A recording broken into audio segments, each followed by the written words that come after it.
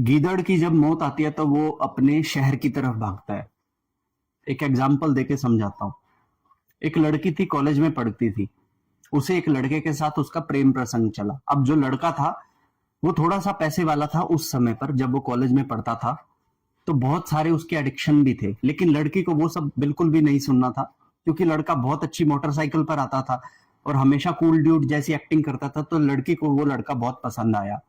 जब बात रिश्ते की चली तो लड़की के घर वालों ने साफ मना कर दिया कि हम तेरी शादी इस नशेड़ी के साथ नहीं करवाएंगे। लेकिन सबको अवॉइड करते हुए उस लड़की ने उसी लड़के के साथ शादी की। अब कुछ ना चलने की वजह से घर वालों को भी उसकी शादी उसी लड़के के साथ करनी पड़ी।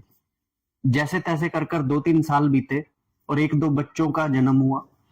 और 3 साल के बाद वो जो नशेड़ी लड़का था, उसका नशा करने की आदत इतनी ज्यादा गंदी हो गई कि अब वो नशा तो करता था, अपनी बीवी को भी मारने लगा। पालन पोषण नहीं करता था, खर्चे का पैसा नहीं देता था, घर में जो जरूरत की चीजें होती हैं वो नहीं आती थी। कलेश बढ़ता गया, लड़ाई बढ़ती गई, झगड़े बढ़ते गए। मजबूरन में आकर उस लड़की को ही एक स्कूल के अंदर बहुत छोटी सी जॉब जाके करनी पड़ी, ताकि वो अपने 2 बच्चों का पालन पोषण कर सके। लेकिन लड़के को अभी भी अकल नहीं आई।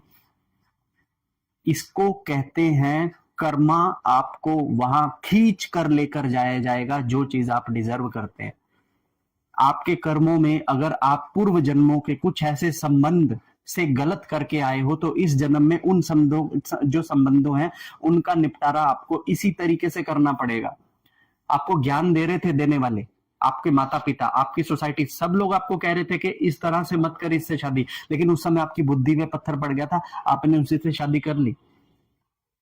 तो अब नतीजा क्या हुआ? नतीजा यही हुआ कि तुमको जो कर्म काटने थे बुरे वाले, वो इस लड़के के साथ में बैठ के ही काटने शुरू कर दिए। अब लड़का क्या, लड़का तो एकदम अपने नशो पत्तों में डूबा रहता है, उसे परिवार की कोई चिंता नहीं है। अब भाग रहे हो आप, और अब आपका पीछे परिवार भी साथ नहीं दे रहे। आपकी जो फ्रेंड्स थे वो भी बहुत अच्छी जगह पे मैरी करके आ चुके हैं, सबसे ज्यादा सत्यानाश आज आपको हो रहा।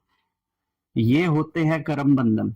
इसीलिए कोई भी व्यक्ति आपके जीवन में ऐसे ही नहीं आ सकता। या तो आपने उसका कुछ लेना होगा या फिर उसका कुछ देना होगा।